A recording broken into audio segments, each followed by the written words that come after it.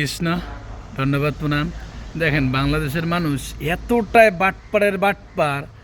আমাদের যে মন্দিরের কাজের জন্য কিছু ইট আনা হয়েছে, আর দেখেন ইটগুলো কি করছে লেবাররা, ইট আনে এনে দেখেন মাঝখানে, এই দেখেন মাঝখানে গ্যাপ গ্যাপ করে ঘুরে ঘুরে ঘুরে রাখিয়ে দিচ্ছে। দেখছেন দেখছেন এই দেখেন ভিতর থেকে দেখেন কিভাবে গ্যাপ গ্যাপ করে ঘুরে ওরা এই যে গ্যাপ করে ঘুরে ঘুরে ইট রাখতেছে। এই দেখেন সামনেও দেখেন, এই দেখেন যে কীভাবে এরা গ্যাপ করে ঘুরে ঘুরে ইট রাখছে। এই বাংলাদেশের লোক যে এতটাই খারাপ, জঘন্য। দেখছেন ইটের অর্ডার দেওয়া হয়েছে, ওরা কি করছে মাঝকে সাইড দিয়ে অনেক সুন্দর করে রাখছে, আবার মাঝখান দিয়ে কী করছে গ্যাপ করে রাখছে। এই গ্যাপের মধ্যে অন্তত এখানে ইট আনা হয়েছিল কত আপনার 6,000, কিন্তু তার ভিতরে 500 ইট নাই এর ভিতরে। তাহলে দেখেন এরা কত বাটপাড়ের বাটপার।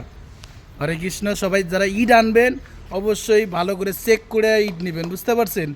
এরা এত দেখেন 500 ইটে হলো 2-3 হাজার টাকা ওরা ইনকাম করছে।